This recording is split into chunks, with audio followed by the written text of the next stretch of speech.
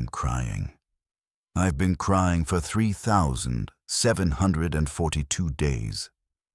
My chest heaves in rhythmic spasms.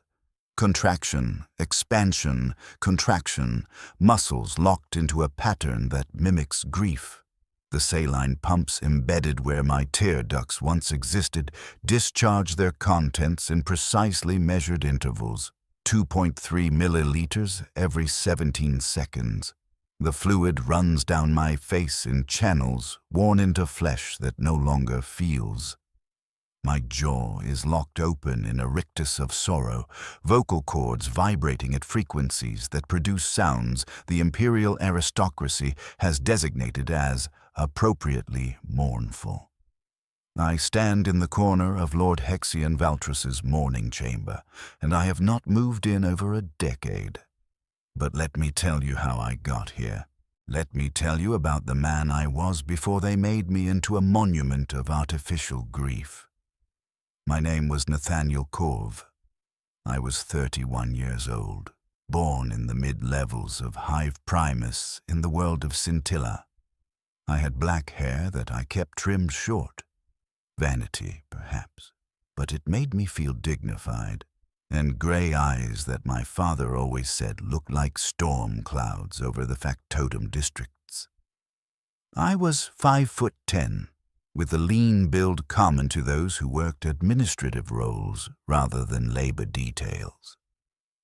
I had a small scar on my right hand from a data slate accident when I was 17, and I'd worn spectacles to correct a minor vision impairment until I'd saved enough credits for corrective surgery at age 23.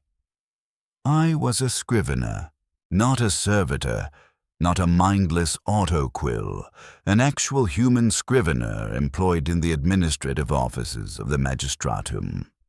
My job was to transcribe legal documents, court proceedings, and official declarations with perfect accuracy. It was meticulous work that required education, attention to detail, and a steady hand. I took pride in that work, in a hive where billions lived and died as nameless components in the imperial machine. I had a skill. I had a name on the employment register. I had worth. My father had been a scrivener before me. Aldrich Corv, a man who'd spent 43 years in service to the administratum before his eyes failed and his hands developed tremors. I remember him teaching me the script forms when I was 8 years old, his weathered fingers guiding mine across practice parchment. The Emperor provides for those with useful skills, he'd say, not because he believed the propaganda about divine provision, but because he understood that utility was the only currency that mattered in the Imperium. They told us the Emperor protects, but my father knew the truth. The Imperium protects nothing. It merely uses what serves it and discards what doesn't.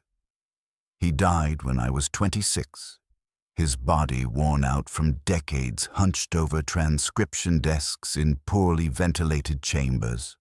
No pension, no memorial. Just a corpse processing ticket and a vacant position that was filled within 3 hours. His last words to me were practical.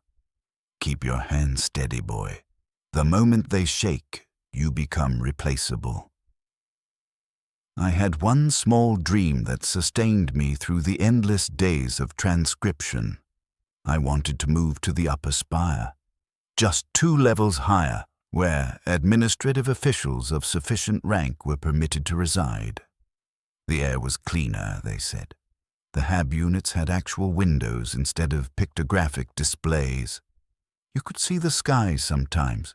It wasn't a dream, but it was mine. 2 levels. That's all. Just 2 levels closer to something resembling dignity. I had a friend named Gregorian, a fellow scrivener who worked in the adjacent documentation chamber. He was 47, unmarried, with the permanently ink-stained fingers that marked our profession. We'd eat our daily protein rations together during the mandated rest period. sitting in the grey corridors while thousands of others hurried past on their own appointed tasks. Gregorian had a cynical sense of humour that never quite crossed into heresy, but danced near enough to make our supervisors uncomfortable. "You know what we are, Nathaniel," he said once, gesturing at the endless rows of scrivener stations. "We're organic quills. They haven't figured out how to make servitors precise enough for legal transcription yet, so they pay us just enough to keep our hands steady. The moment the Mechanicus perfects handwriting algorithms, we become corpse starch." He wasn't wrong. The truth was evident to anyone willing to see it. We existed in the narrow gap between technological limitation and economic expedience. The priests told us our work served the Emperor's glory, but that was just the conditioning they used to make exploitation feel sacred. Our work served record-keeping. Our value was measured in error rates and processing speed. Nothing divine about it, just utility. The day they took me started like every other. The shift bell rang at hour 5.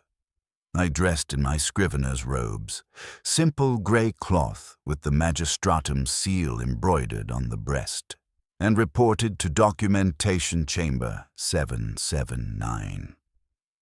My station was the same as it had been for 9 years, a wooden desk worn smooth by generations of scriveners, an inkwell that I refilled from common stocks, and parchment delivered by servitor in standardized bundles.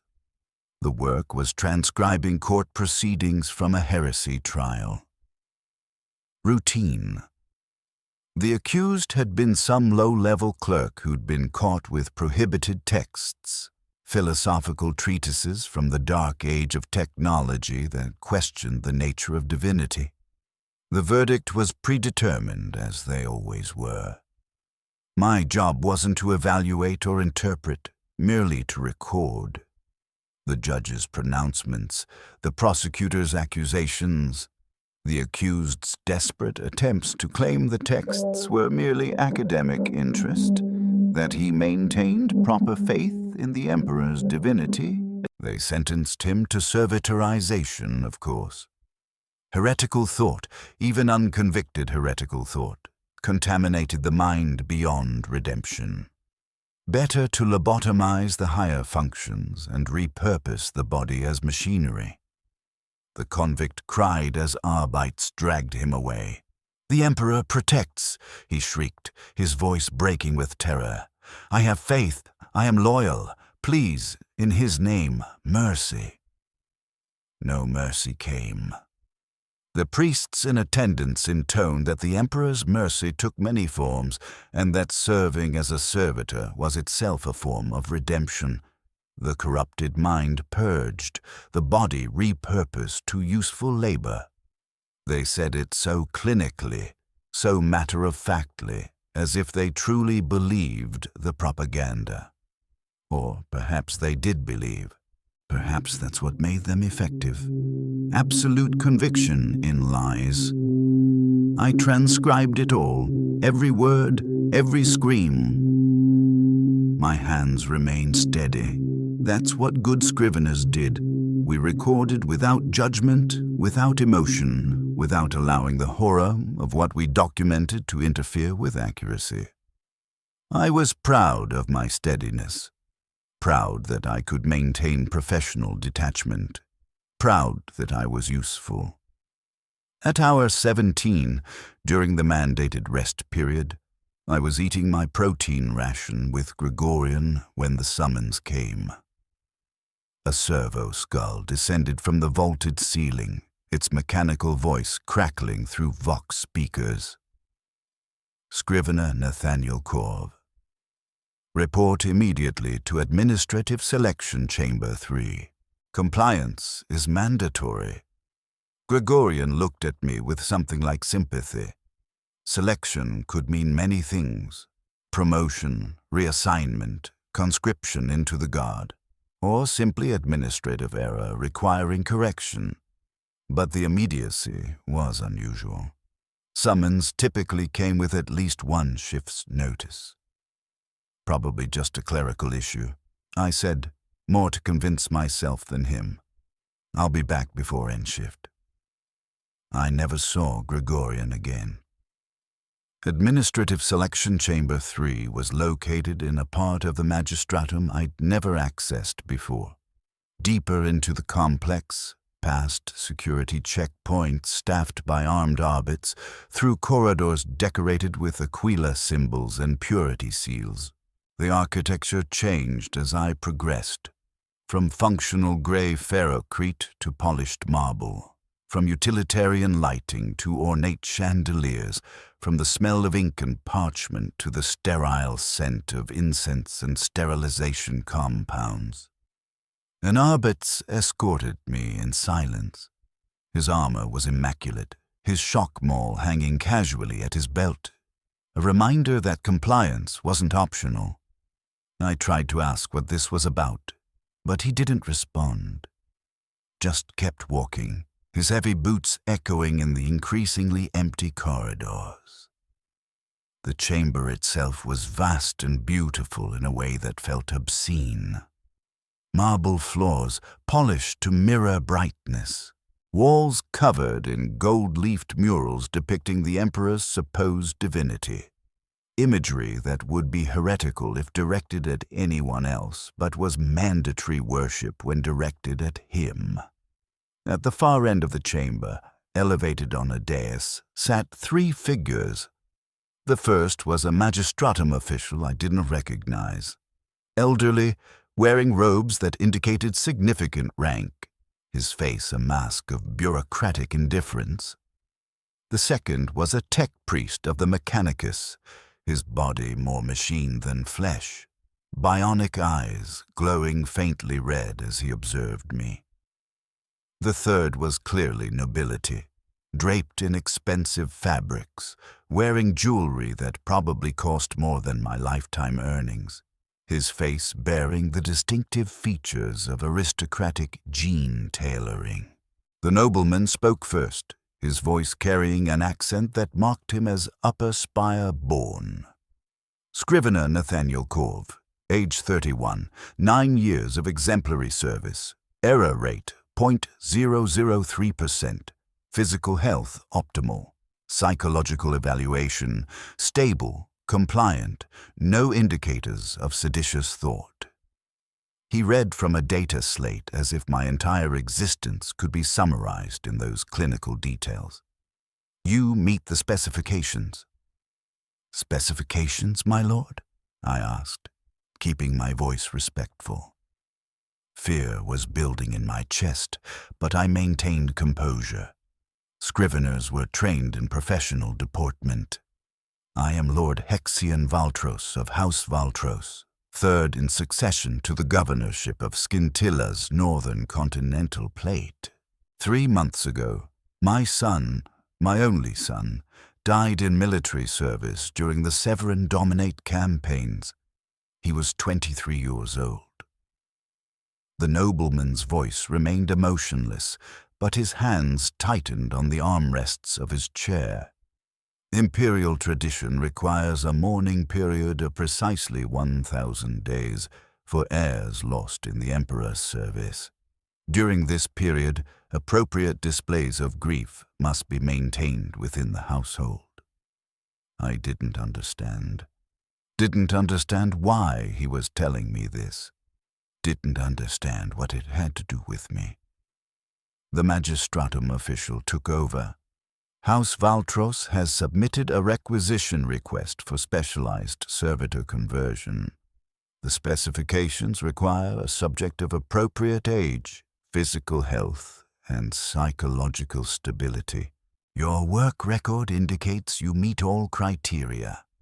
Furthermore, your status as a mid-hive scrivener means your loss will not significantly impact critical administrative functions. You have been selected. The words filtered through my mind slowly, each one arriving with increasing horror. Servitor conversion, selected. They were going to make me a servant. Me, Nathaniel Corv. A man with a name, a profession, a dream of moving 2 levels higher. No. The word came out barely a whisper.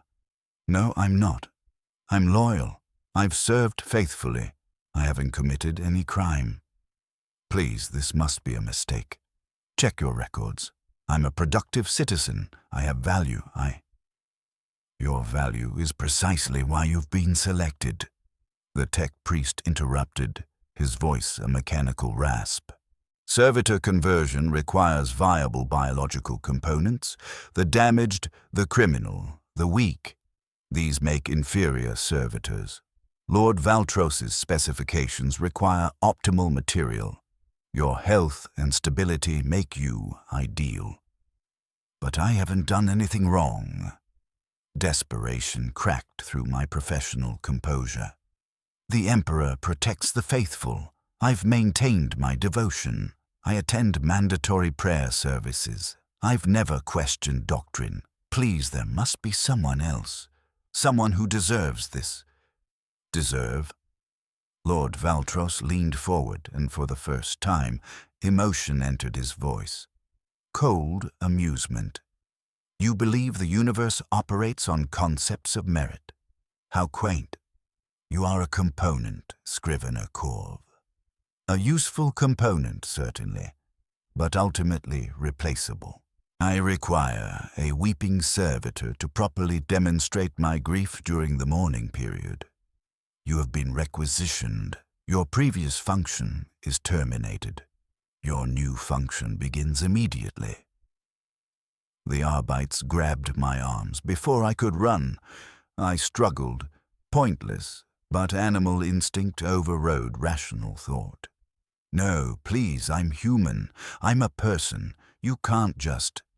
The Lex Imperialis grants nobility of sufficient rank the authority to requisition imperial citizens for household service. The magistratum official intoned as if reading from legal text.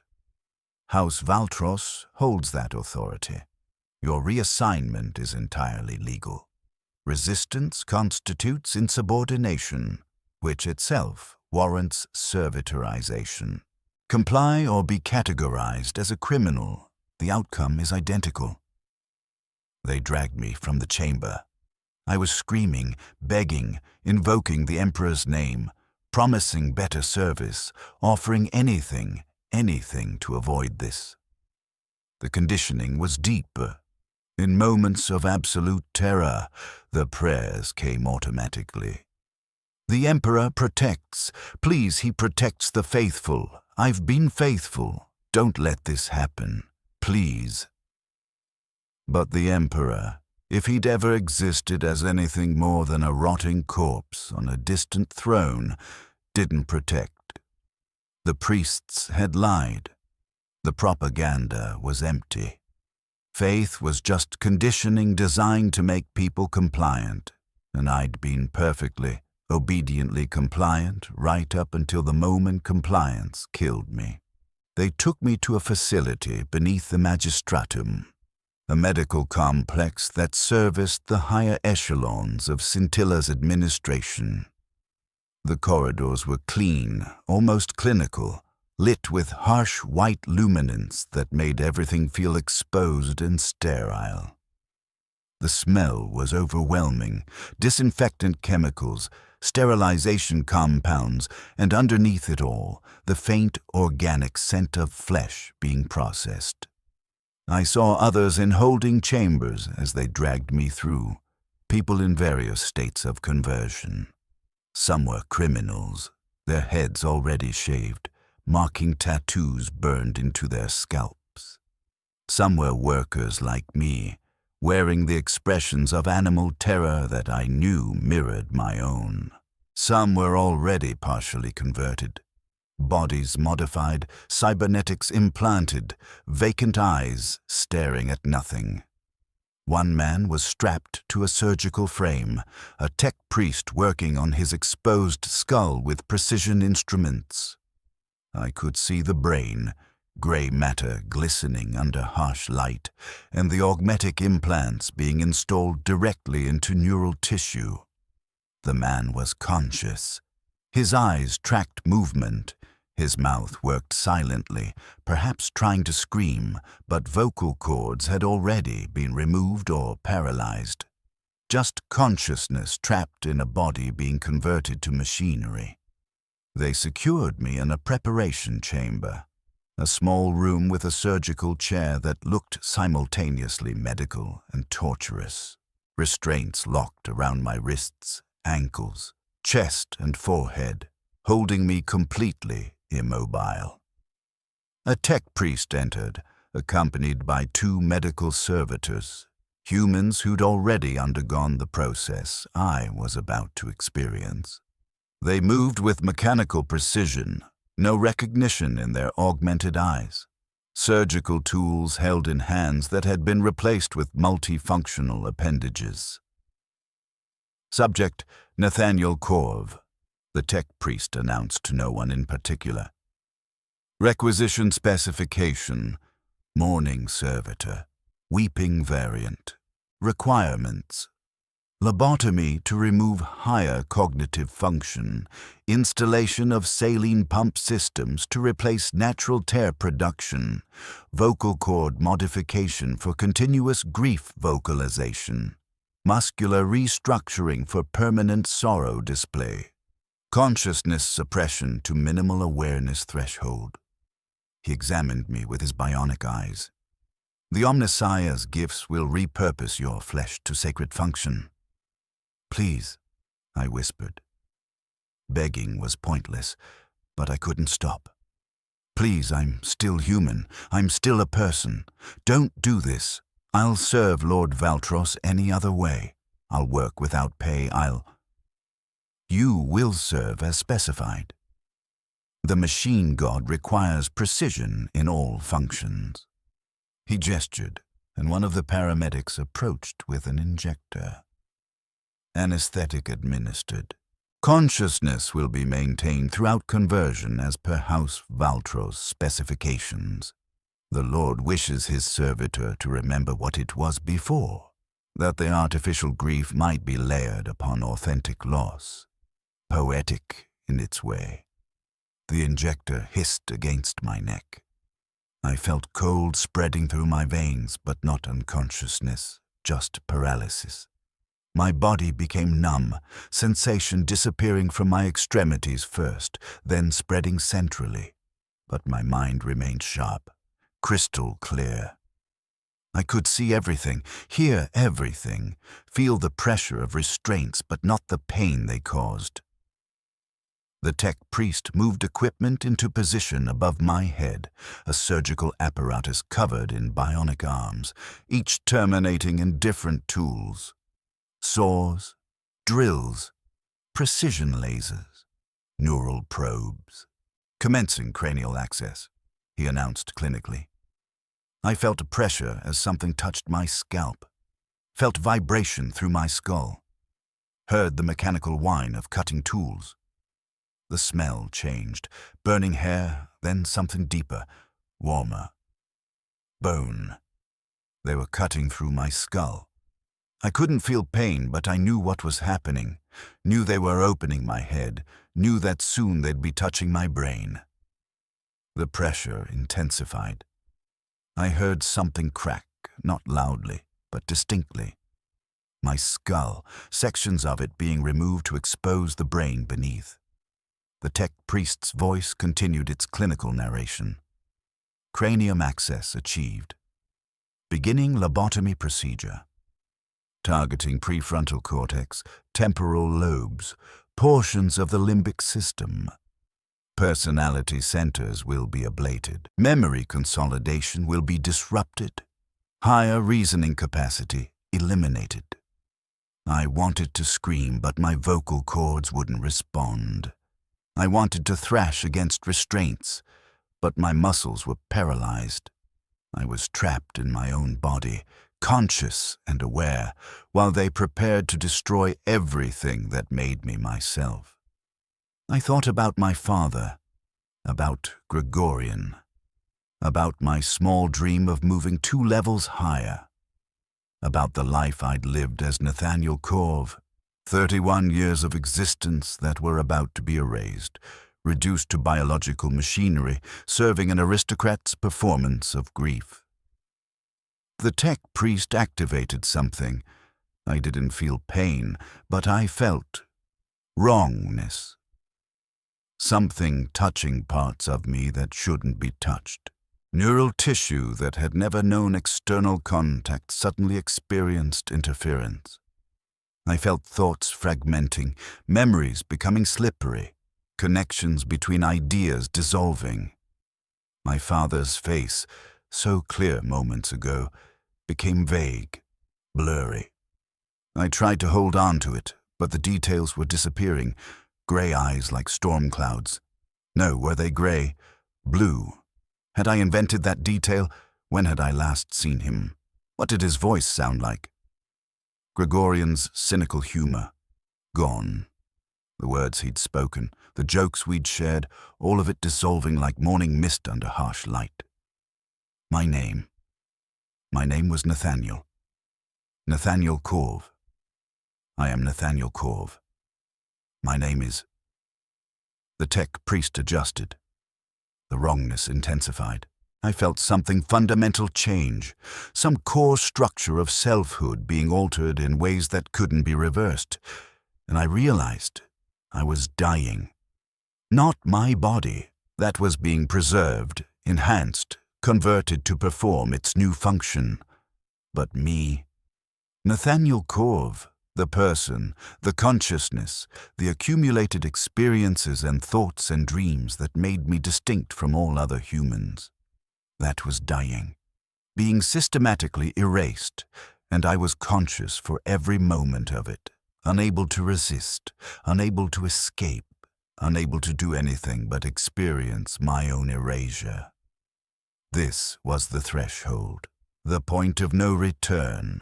Everything that came after would be different, would be less, would be something that used to be human but could never be human again. My last coherent thought, before the lobotomy progressed too far to maintain complex cognition, was this. The Emperor protects. They'd told me that my entire life, and it had always been a lie. The Imperium didn't protect. It was consumed. It ground humans into components and called it service. My father had understood that, had tried to teach me, and I'd been too well conditioned to truly hear him until it was too late. The Emperor protects nothing. The Emperor is nothing, and I am becoming nothing. Time became strange after the lobotomy. Not fragmented. Fragmentation implied pieces that could be reassembled. This was more like dissolution, moments that bled into each other without clear boundaries. I was aware, but awareness was different now. Simpler, less. I remember procedures, many procedures. The tech priest's voice provided clinical narration while my body was altered in ways that should have been impossible to survive. Installing saline reservoirs in the thoracic cavity. Capacity 47 liters. Sufficient for 3.2 months continuous operation without refill. Connecting pump systems to ocular cavities. They removed my eyes. I didn't feel pain. The anesthetic ensured that, but I felt absence. Pressure where eyes should be, then hollowness, then something cold and mechanical being installed in the empty sockets. Not augmetic eyes designed for vision. Something else. Pump mechanisms. Delivery systems. When they activated the new equipment, I felt cold fluid begin to flow through channels that led to where my tear ducts had been. The fluid emerged in a steady stream. Down my face in channels they'd surgically created. Deeper than natural tear tracks, designed for high-volume flow. I couldn't see anymore, but I could feel the wetness, feel the fluid dripping from my jaw, pooling wherever my head was positioned. Subject displays appropriate fluid discharge, the tech priest observed, increasing pump pressure for enhanced visual impact. Lord Valtros's specifications require dramatic presentation. The pressure increased. The flow became heavier. I felt my face becoming soaked, fluid running in sheets rather than streams. It wasn't crying, not really. Crying was an emotional response, a human behavior tied to sadness or pain or joy. This was mechanical, hydraulic, a pump forcing fluid through channels that happened to exit where human tears naturally emerged. But they weren't finished with just the fluid systems. Modifying respiratory musculature for continuous sob simulation, the tech priest continued. Diaphragm will be locked into a rhythmic contraction pattern. Intercostal muscles restructured for maximum chest heaving effect. Achieving authentic grief presentation requires full body participation. They did something to my chest. I felt organs shifting, muscles being restructured, ribs being altered to allow greater expansion and contraction ranges. When they activated the new configuration, my breathing changed. No longer under my control. If control was even a concept I still properly understood. My chest began heaving in deep, ragged gasps, in and out, in a rhythm that mimicked sobbing. Combined with the fluid flow, it created a simulation, a man weeping uncontrollably. Except there was no man anymore, just biological machinery arranged to create an appearance. They modified my vocal cords next. I felt pressure in my throat, felt cutting and restructuring. Installing vocalization apparatus. Specifications require continuous low-volume weeping sounds. Configuring vocal cords for sustained use. Standard human vocal apparatus would fail within days under continuous operation. Reinforcing with synthetic fibers, adding redundant systems, installing automated lubrication mechanisms. When they activated my new voice, sounds emerged without any conscious intent. Soft sobbing sounds, occasional gasps, the wordless noises associated with human grief. The sounds were continuous. They didn't stop. Couldn't stop. My vocal cords had been converted into an instrument playing only one note. Sorrow. Restructuring facial musculature, the tech priest announced.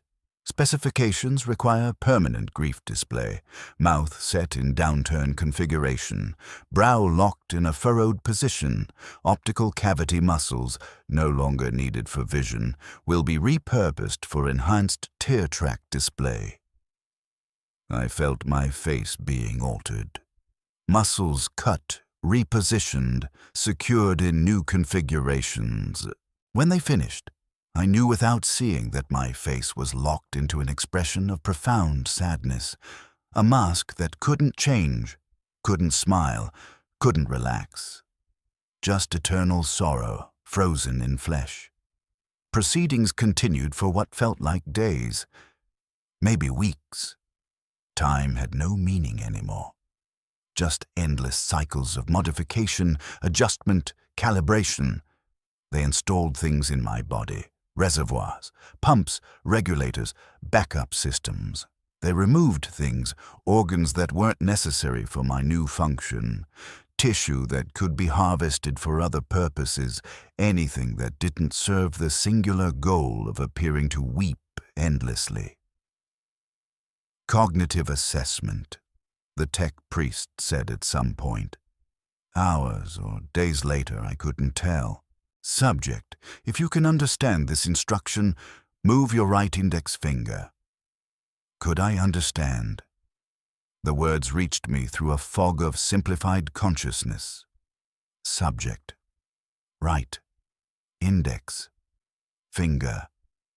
I understood the words individually, but stringing them into meaning required effort that felt Herculean. I tried. Focused everything I had on the concept of moving one finger. Nothing happened. Lobotomy successful, the tech priest concluded. Higher cognitive function is eliminated. The subject maintains minimal awareness, sufficient for experience but insufficient for thought. Optimal configuration for Mourning-Servitor variant. The subject will experience the continuous physical sensations of grief without possessing the mental capacity to understand or contextualize that experience. Exquisite design. Was he right? Was I no longer capable of thought? I existed. I was aware. But was awareness the same as thought? I couldn't remember what thinking used to feel like. Couldn't compare my current state to my previous state because the previous state was mostly gone, erased during the lobotomy. I knew my name. Nathaniel. That remained somehow, a fragment of identity that had survived the erasure. But what did a name mean when attached to something that was no longer a person? They moved me at some point. I felt my body being lifted.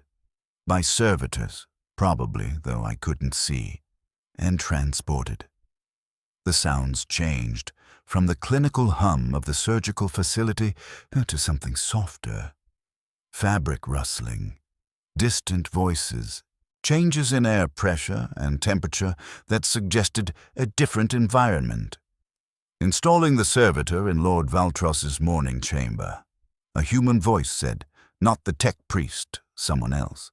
A household servant, perhaps. Position it in the corner, as specified. Yes, that corner, facing toward the heir's memorial portrait. Perfect. Activate it. I felt something change.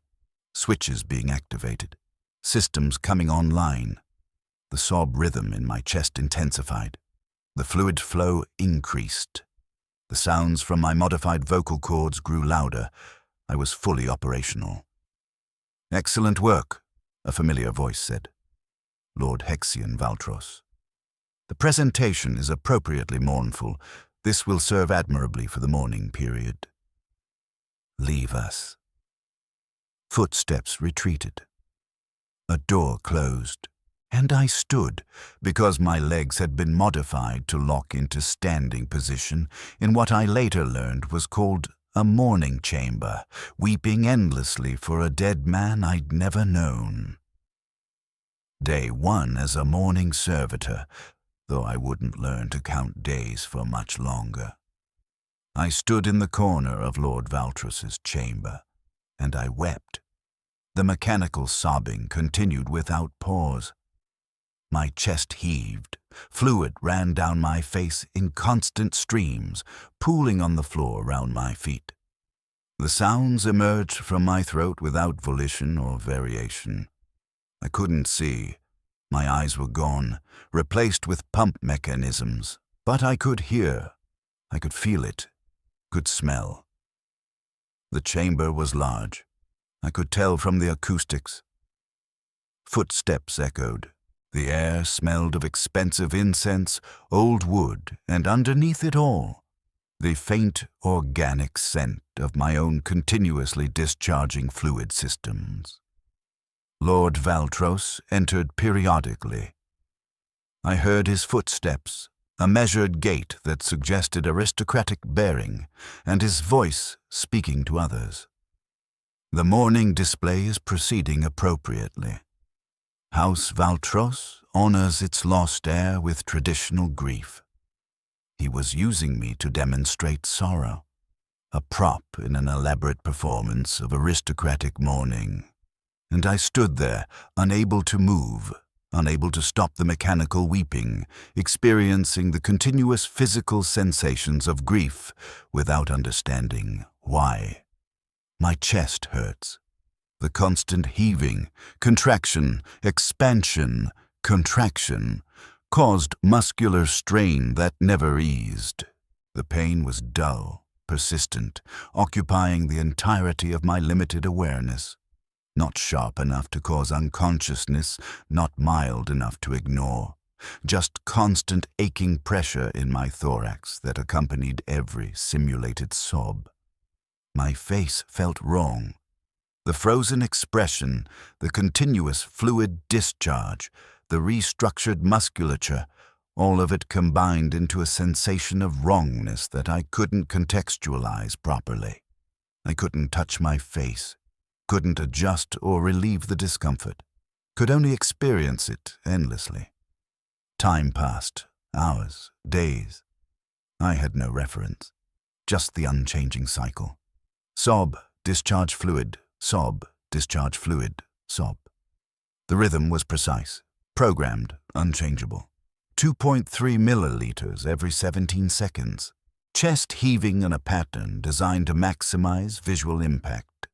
Vocal sounds calibrated for appropriate mournfulness. Visitors came to view Lord Valtros's mourning display. I heard their voices. Other nobles, officials, people whose names and positions meant nothing to me, but who apparently found my continuous weeping appropriately somber. A touching display of grief, Lord Valtros. The Mourning-Servitor is remarkably authentic in presentation. House Valtros honors its dead with proper solemnity. They were praising him for my suffering, endorsing the elegance of my torture.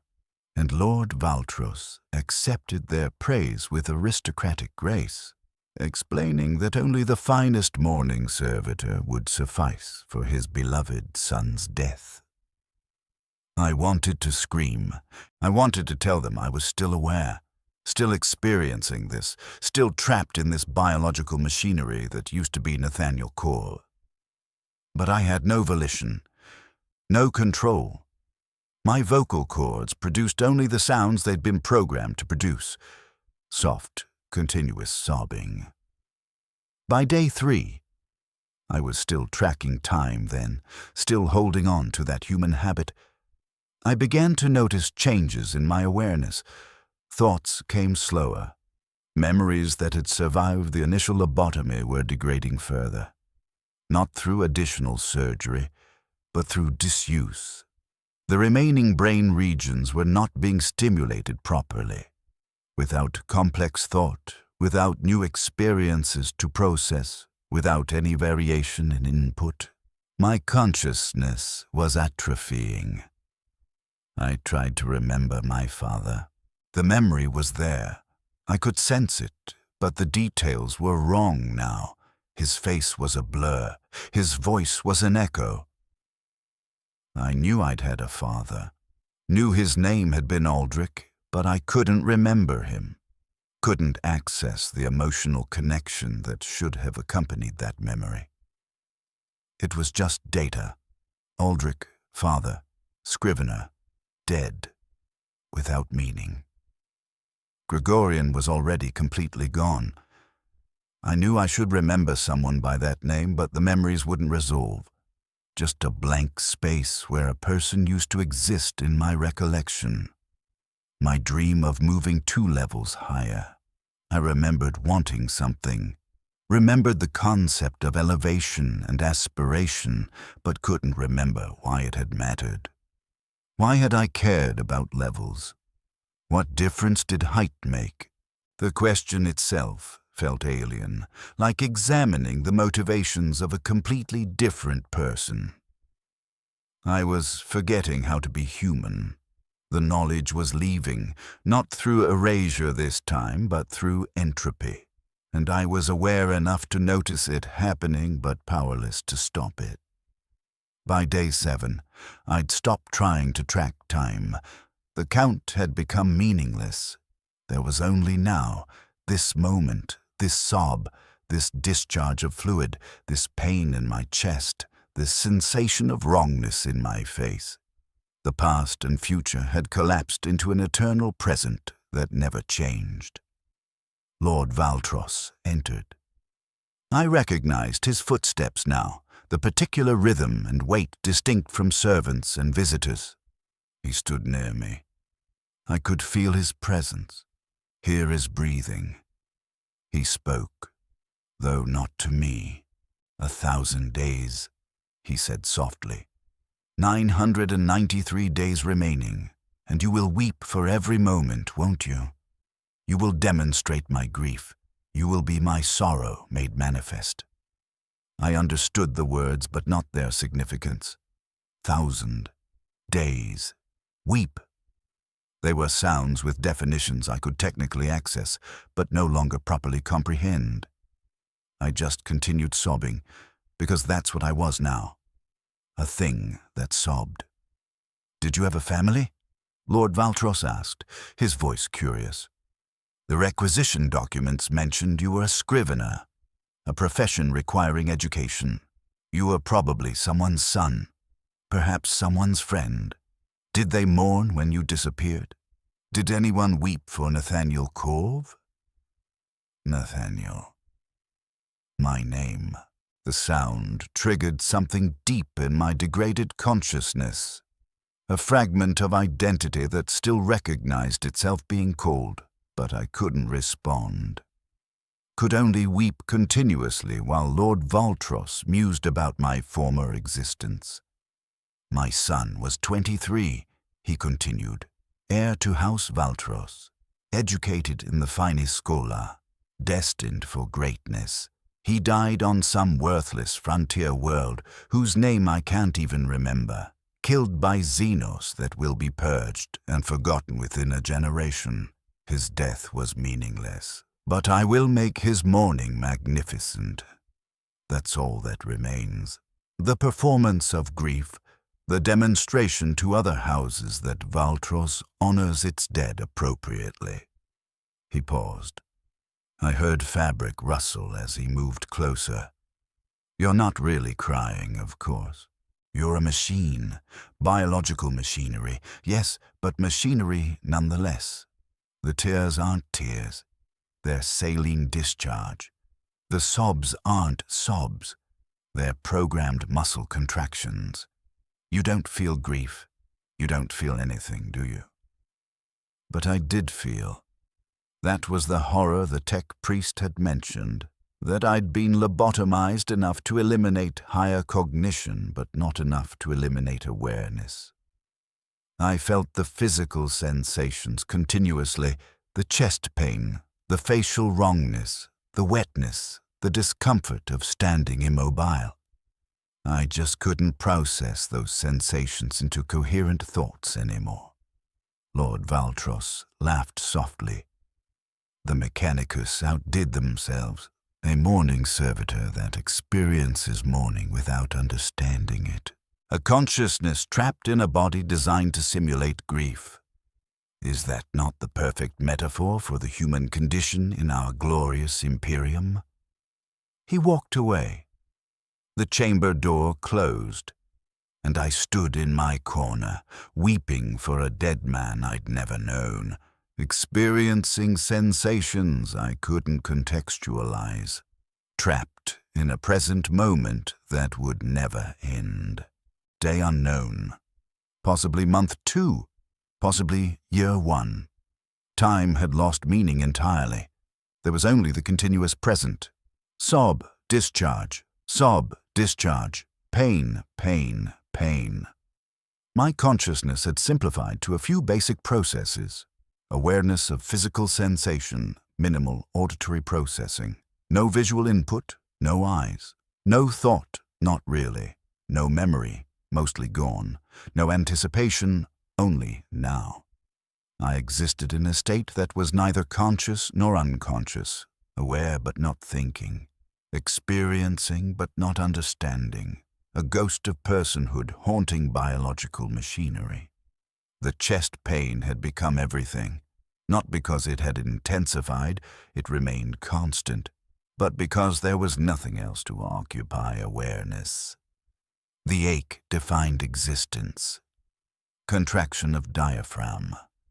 Pain, expansion, different pain.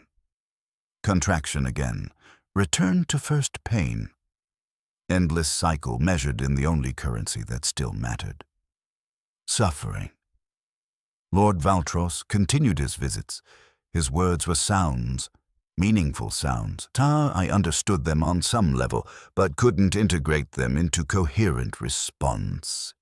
He'd speak about his day, his house politics, his son's memory, and always eventually he'd speak to me.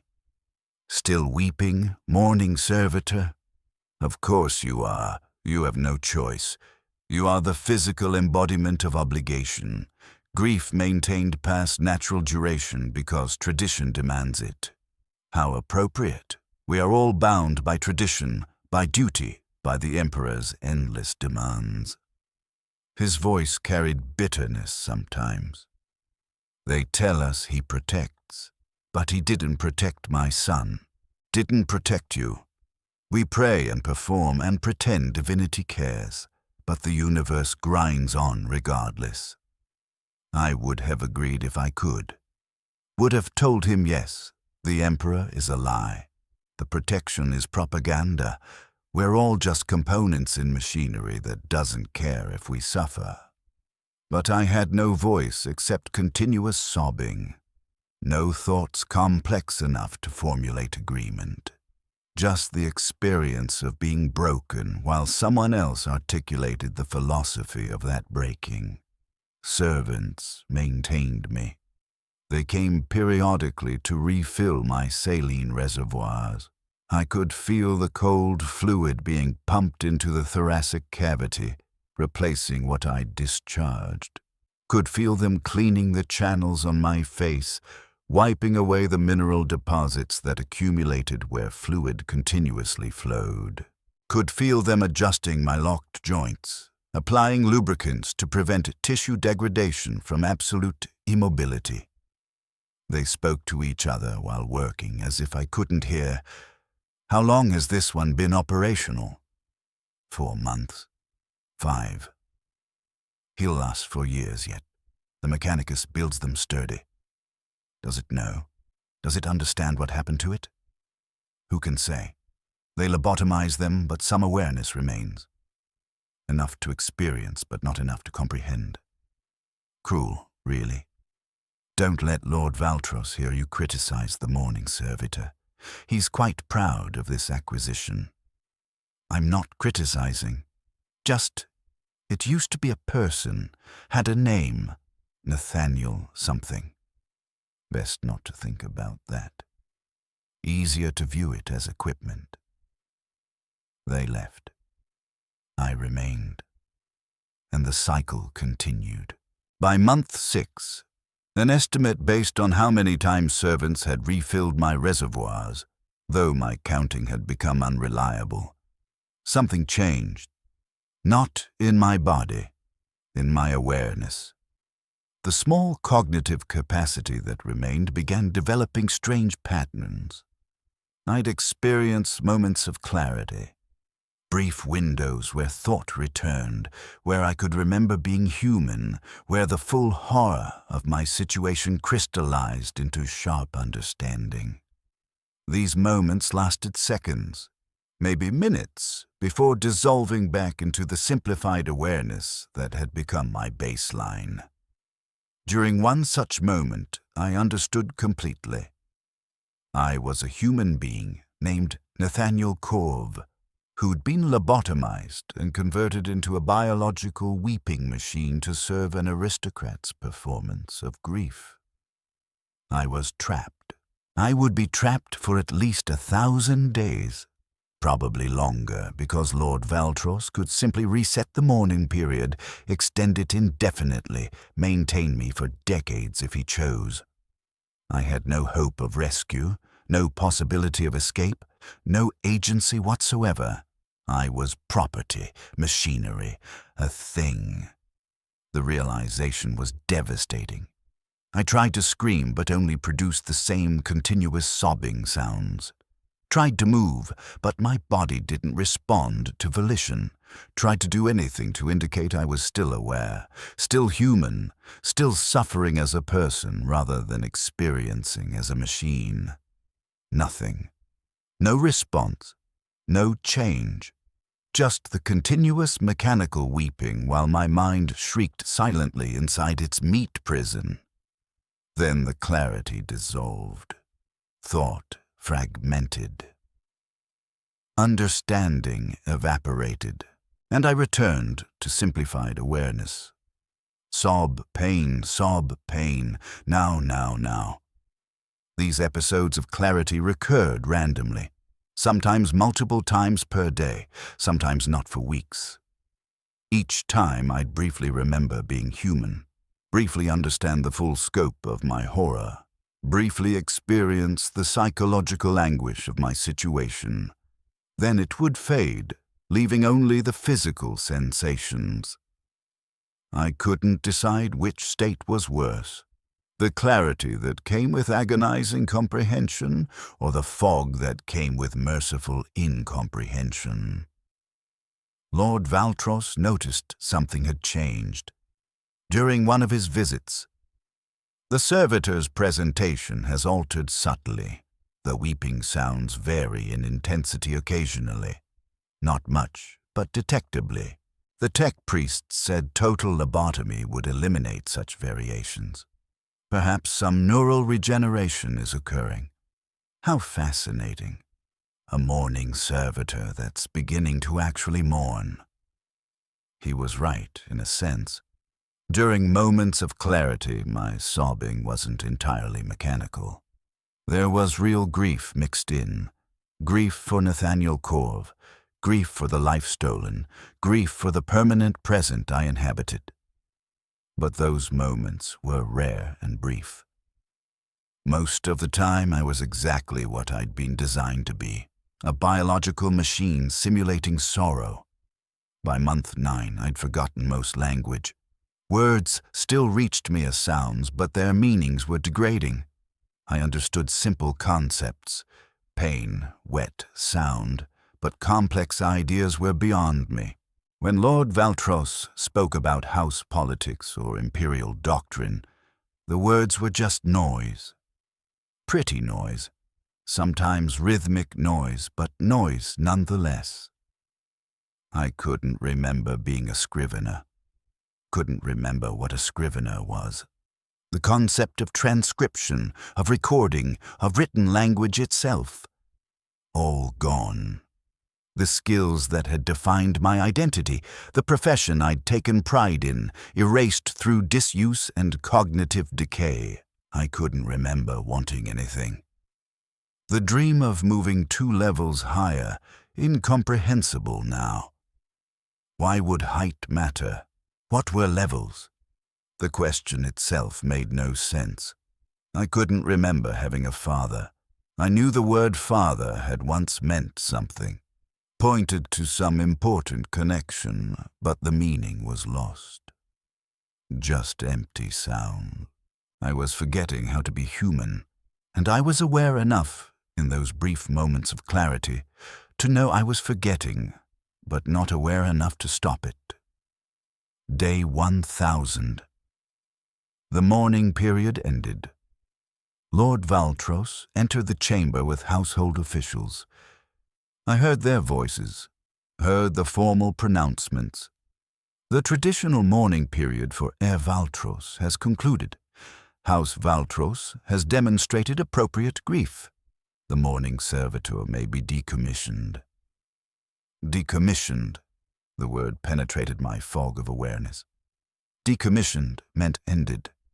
Meant this would stop. Relief. Even in my degraded state, I felt something like relief. It would end. The pain would end. The continuous weeping would end. I would end. But Lord Valtros's response crushed that brief hope. No, the mourning servitor will remain operational. My grief doesn't end because tradition says it should. My son is still dead. My loss is still present. The servitor will continue its function indefinitely. My lord, one of the officials said carefully, the expense of maintaining a mourning servitor beyond the traditional period is significant. The saline refills alone cost. Are you suggesting my son's memory isn't worth the expense? Lord Valtros's voice was cold. The servitor remains. This is not negotiable. They left, and I remained, still weeping, still trapped, still experiencing the continuous physical sensations that had defined existence for 1,000 days and would define it for however many more Lord Valtros decided. Time became even more abstract. Years, probably, maybe decades. I had no reference, no way to track, just the unchanging present stretching into forever. Lord Valtros aged. I could hear it in his voice during visits, the timbre changing, becoming rougher, slower. He walked with a cane eventually, the tap, tap, tap distinctive against the floor. His breathing grew labored. But still he maintained me. Still he kept the Mourning-Servitor operational. Still he performed his endless grief. 47 years, he said during one visit. His voice was old now, tired. My son has been dead for 47 years. I'm 72 years old, an old man mourning a son who never grew older than 23. How absurd, how perfectly imperial, maintaining suffering long past any rational purpose because tradition demands it. He paused. I heard him settle into a chair, heard his labored breathing. Do you still exist in there, Nathaniel Corv? Is there anything left of the man you were? Or did that man die decades ago, leaving only biological machinery wearing his flesh? He laughed, a wheezing sound. I wonder if you're more fortunate than me. You forgot. I remember. I remember my son's face, his voice, every moment of his childhood. The memory is a wound that never heals. Perhaps your lobotomized existence is merciful, experiencing grief without understanding what you've lost. But I did lose something, even in my degraded state, even without complex thought. I knew something had been taken. Couldn't articulate what, couldn't remember specifically, just knew that I had been something. And now I was less, and that lessening was a form of loss, even if I couldn't properly comprehend it. Lord Valtros died. I didn't know immediately, just noticed his visits stopped, noticed different footsteps in the chamber, different voices. Eventually someone explained to me, or to the chamber, not expecting me to understand. Lord Valtros has passed. The Mourning-Servitor remains as part of his estate, transferred to his nephew, the new Lord Valtros. New Lord, same servitor. The cycle continued. The new Lord Valtros, a younger voice, impatient, visited once. What is that thing in the corner? The Mourning-Servitor, my lord. Your uncle maintained it for his son's death. His son died 50 years ago. This is absurd. Decommission it, my lord. Lord Valtros's will specifically requires the Mourning-Servitor to be maintained for the duration of House Valtros's existence. Decommissioning it would violate his final wishes. Silence. Then, fine. Maintain the ridiculous thing. Move it to the old wing. I don't want that constant sobbing in my living quarters. They moved me. I felt my body being transported, still locked in standing position, still weeping continuously, to a different location. The acoustics changed. Smaller room, less foot traffic. The air was colder, staler, carrying the scent of disuse. And I stood there, alone now.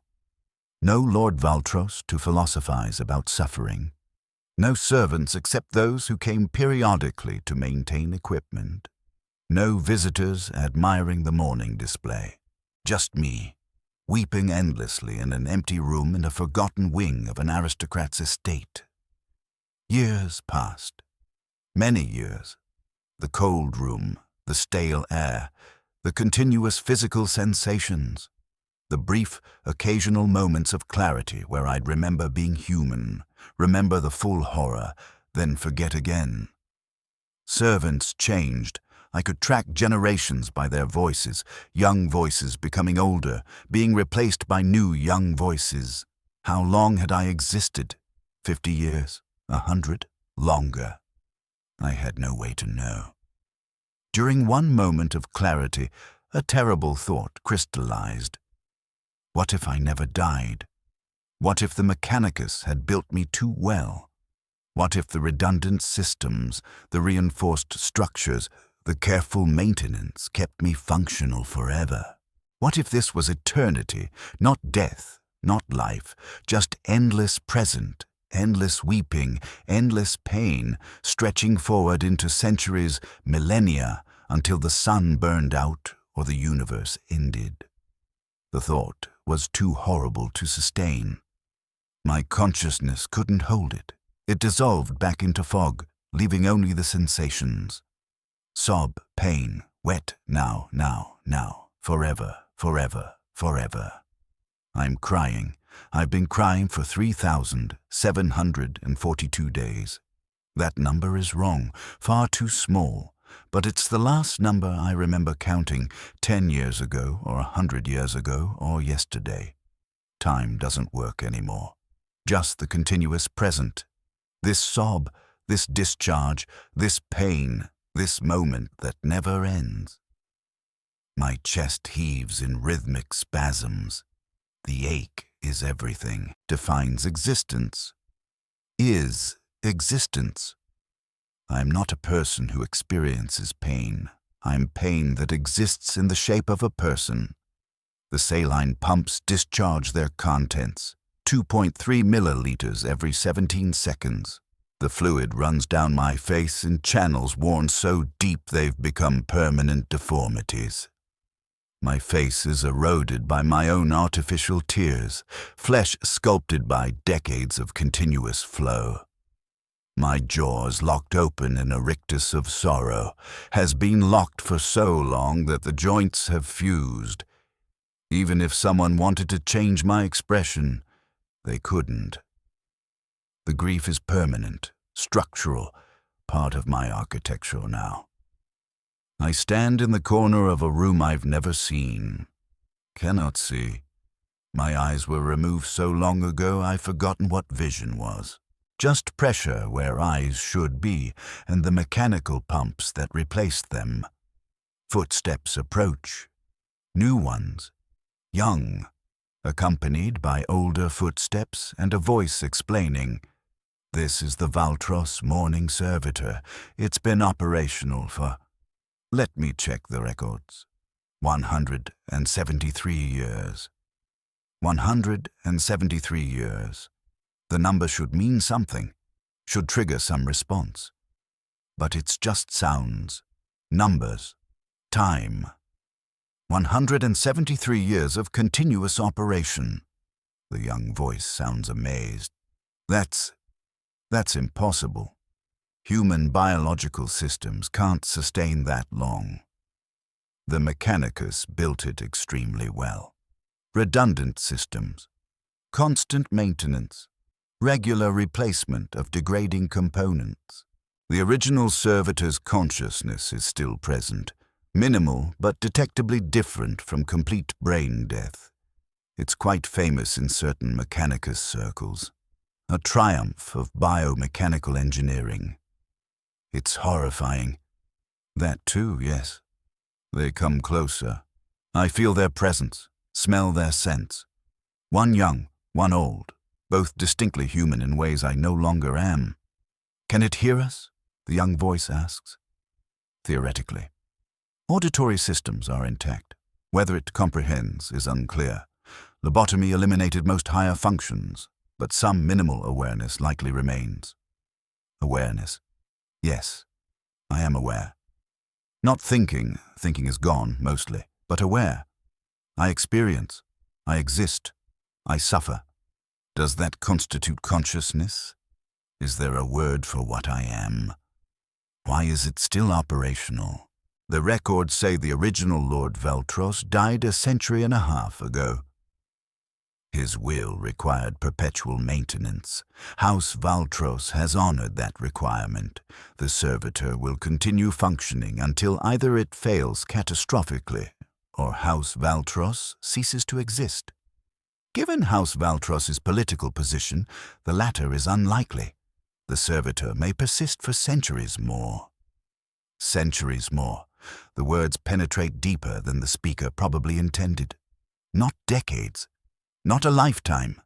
Centuries. Plural. Multiple hundreds of years of this continuous present, this endless weeping, this pain that never fades or intensifies, just continues.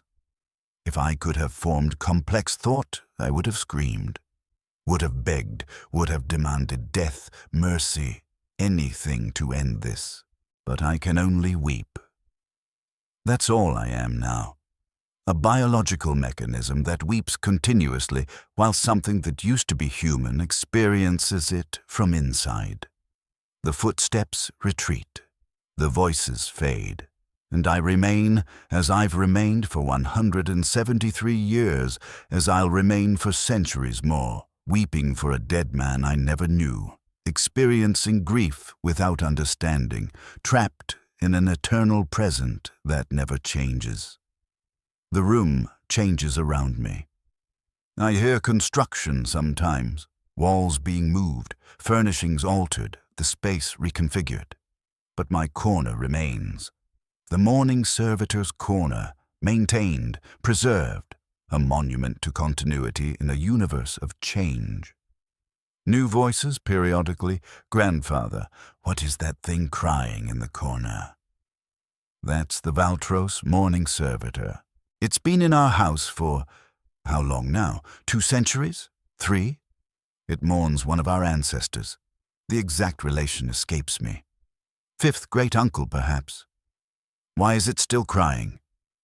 Tradition, obligation. The original Lord Valtros willed it to continue forever, and so it does. House Valtros honors its commitments. Can we turn it off? No. Even if we wanted to, and suggesting such would insult our ancestors' memory. The Mechanicus claims the servitor's systems are so integrated that deactivation would require complete disassembly. It's easier to let it continue. The maintenance costs are negligible. Negligible. My continuous suffering has become a line item in House Valtros's accounting. An expense too small to matter, paid automatically from accounts so vast that no one notices the withdrawal. I persist because I'm not worth the effort of stopping. I hear the Imperium changing outside my room. Voices discussing wars I don't understand. Political shifts that mean nothing to me. Threats and victories and disasters. The Severin dominate. The campaign that killed Lord Valtros's son, that set this all in motion, is now ancient history, mentioned only in dusty records. The entire crisis that prompted my creation has been forgotten by everyone except me, and I only remember it during increasingly rare moments of clarity. The servants who maintain me change, not just individuals, entire lines. I recognize family resemblances in voices. A young man sounds like the old man who maintained me 50 years ago, probably his grandson. The maintenance of the Mourning Servitor has become hereditary, passed down through generations of House Valtros servants like any other inherited duty. During one maintenance session, 2 servants talk. How long do you think it's been conscious? Really conscious, I mean. The Mechanicus says lobotomy eliminated higher functions. It's probably not conscious at all, just reflexive responses. But it was human once. The records say it was a scrivener, had a name, Nathaniel something. That was 300 years ago. Whatever consciousness survived, the lobotomy has probably degraded to nothing by now.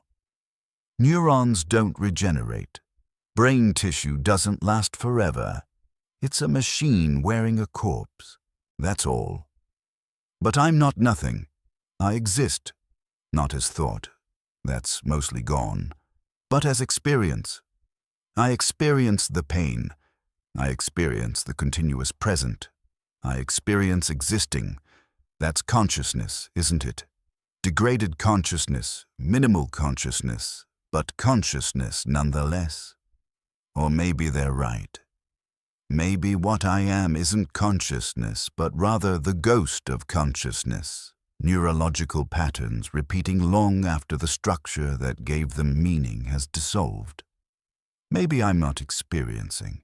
Maybe I'm just a biological recording of experience playing in an empty theater. I can't tell the difference anymore. By year 400, an estimate based on fragments of overheard conversation, something changes. Not in me, in the world. I hear urgency in voices, fear in footsteps. Alarms sound periodically. Distant explosions shake the walls. The front is collapsing. Xenos have breached the outer hive. House Valtros is evacuating to off-world holdings. What about the servitors? Essential servitors only. We can't transport dead weight. Dead weight. That's what I am now. Equipment too heavy to justify rescue. I'll be left here when they evacuate. Left alone in an empty house in a collapsing hive. Will I finally die? Will Xenos find me and destroy me?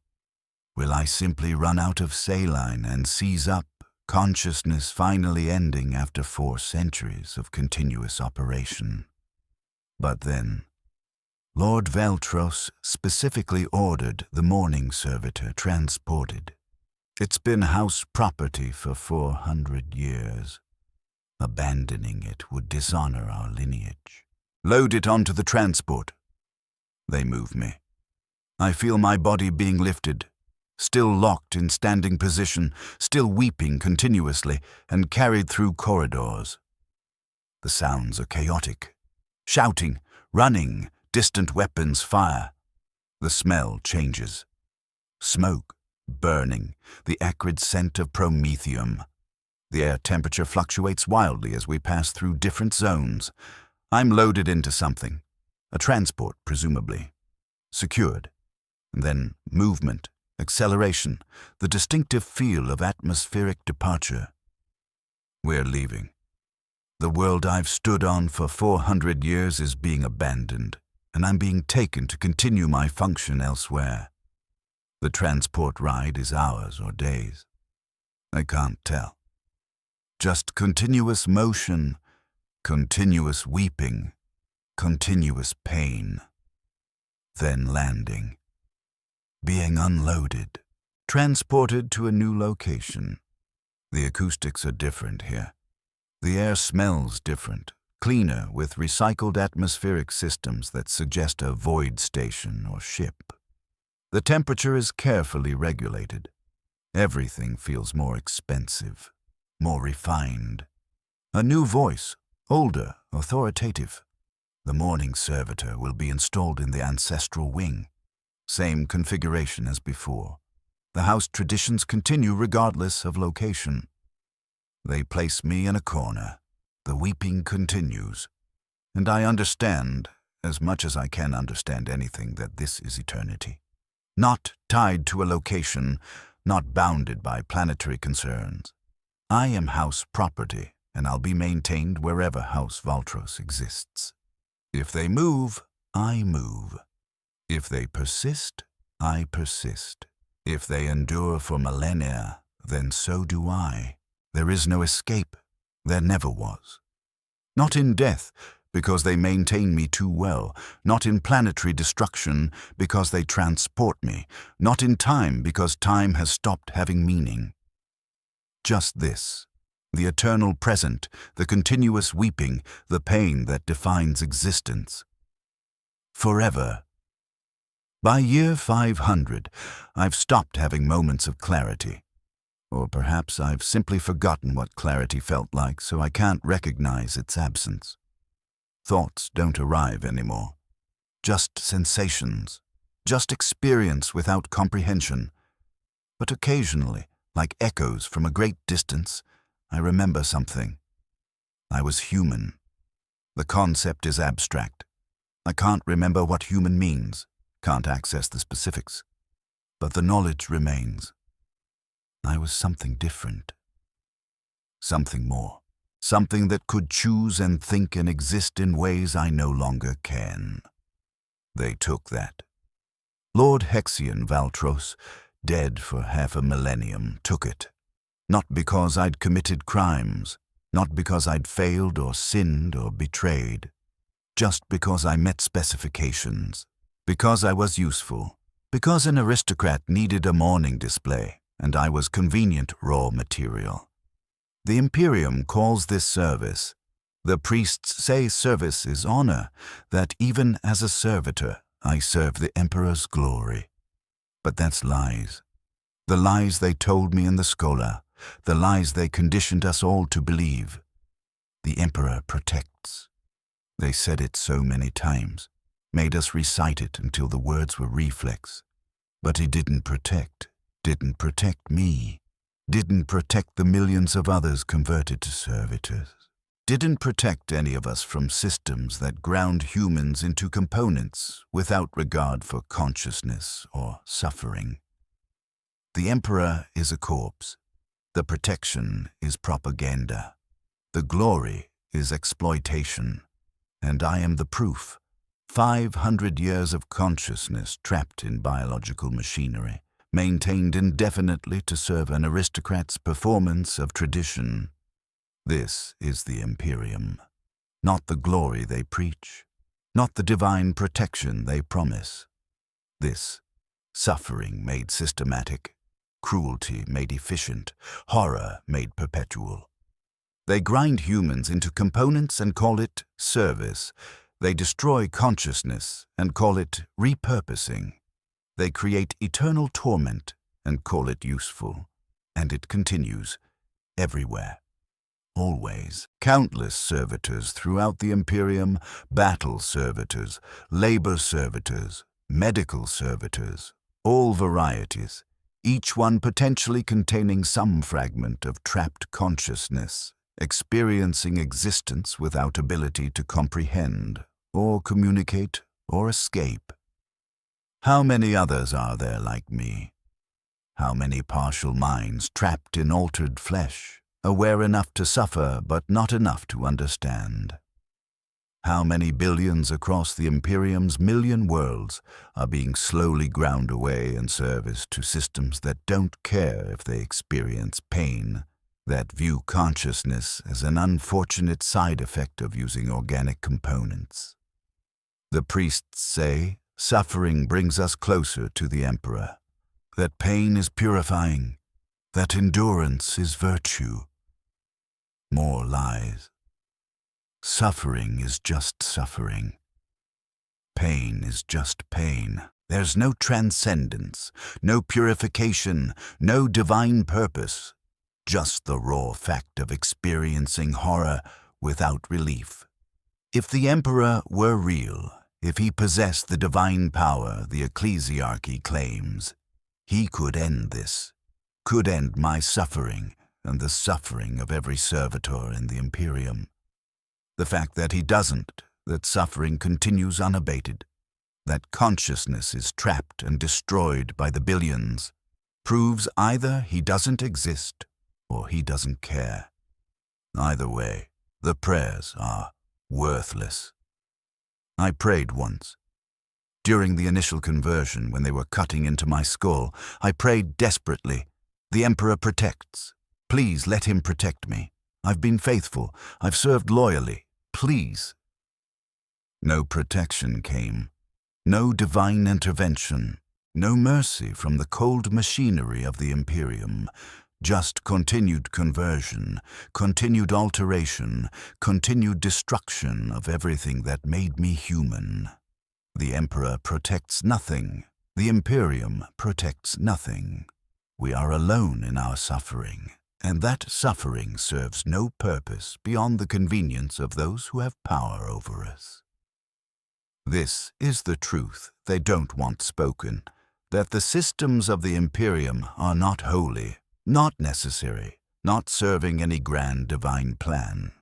They're just systems, mechanisms of control that perpetuate themselves by converting humans into fuel. The aristocrats need mourning servitors, so they requisition humans. The military needs servitors, so they lobotomize criminals and undesirable. The mechanicus needs biological components, so they harvest bodies, and the priests bless it all, claim it serves the emperor's glory, use divine language to justify the systematic destruction of consciousness. If I could speak, I would tell every human in the Imperium, your faith is conditioning, your prayers are worthless, your emperor is a lie or a corpse or both. And when the systems decide you're more useful as components than as conscious humans, no amount of faith will protect you. The Imperium consumes its own, always, endlessly, and it calls that consumption holy.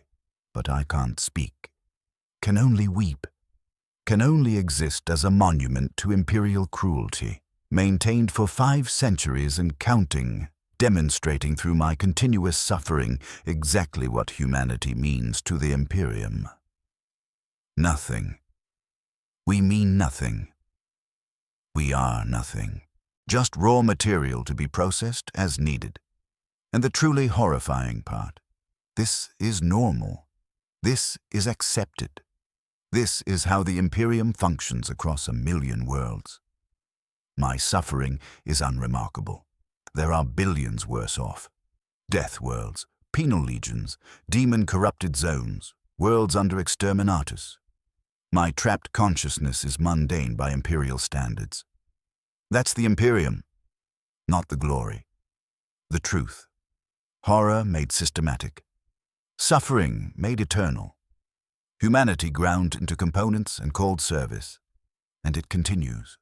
Forever. Year unknown. Millennium unknown. I've lost count, have lost the capacity to count. Time is meaningless now. Just the eternal present stretching in all directions, infinite and unchanging. I am crying. I will always be crying. My chest heaves in mechanical rhythm. The saline pumps discharge. The sounds emerge from my modified vocal cords. The pain continues. The room around me has changed countless times. I've been on worlds whose names I never learned. On void stations, on ships traveling between stars. Everywhere House Valtros goes, I go. Maintained, transported, preserved. House Valtros itself has changed. I hear them sometimes. Voices discussing politics I don't understand. Technologies I can't comprehend. Threats and opportunities in a galaxy that has moved on without me. The original Lord Valtros is ancient history. His son, whose death I mourn, is forgotten by everyone except the maintenance records that justify my continued operation. But I persist. The mourning servitor persists. Tradition persists. A young voice, recent, maybe yesterday, maybe a decade ago. Artificial intelligence is heresy, but this is acceptable. A trapped human consciousness forced to perform emotional displays for eternity. An older voice, patient, explaining, it's not consciousness, not really. The lobotomy eliminated higher functions. It's just biological machinery. No different from any other servitor. But the records say awareness persists. That it experiences. What it experiences is irrelevant. It's property, House Valtros property, maintained as tradition requires. Don't anthropomorphize servitors, child. That path leads to questioning the entire servitor system, which is tech heresy at best, genuine heresy at worst. They're wrong about the consciousness, but right about the irrelevance. I do experience. But my experience doesn't matter. Has never mattered. Will never matter. I'm equipment that happens to be aware, and awareness changes nothing. I think sometimes, not in words anymore, words are gone, but in something deeper, more fundamental. I think about Nathaniel Corv. That's not me anymore. That person is gone, erased, forgotten even by the consciousness that used to be him. But the name remains, buried so deep in degraded neural tissue that even centuries haven't erased it. Nathaniel Corv was a scrivener. He had a father. He dreamed of moving 2 levels higher. He was requisitioned because he met specifications, converted to Mourning-Servitor, and has been weeping continuously for over 5 centuries. No, not centuries. That number is too small. I heard Millennium once. Maybe 2 millennia? More? How long does biomechanical engineering last when maintained properly? Forever. Can I persist forever? The thought is too large, too horrible. Consciousness can't contain it, can't process eternity as concept, just experiences eternity as reality. This moment, and this moment, and this moment, each identical to the last, stretching forward without end. I am not alive, not really. Life implies change, growth, death. I change imperceptibly through degradation. Don't grow. Growth was eliminated during lobotomy. Don't die. Maintenance prevents that. I exist in stasis. A frozen moment of suffering sustained indefinitely. I'm not dead. Not really. Death implies end. I have no end. Just continuous present. Eternal weeping. Eternal pain. Eternal existence as biological machinery experiencing itself. I am the Mourning-Servitor. That's all. That's everything. The person I was is gone so completely that even memory of memory has faded. Just this. Weeping mechanism, aware enough to experience but not enough to comprehend, trapped in an eternal present that never changes. Footsteps approach. I don't recognize them. Recognition requires memory, and memory degrades. They stop near me. Has it always been here? A voice asks. Always, another responds. As long as House Valtros has existed, longer than any of us can remember. It will be here long after we're gone. The Mourning-Servitor endures. They leave, and I remain. I am crying. I've been crying forever. I will cry forever. My chest heaves. The saline discharges. The pain continues. My name was Nathaniel Corv. I was human. Now I am eternal, and I weep.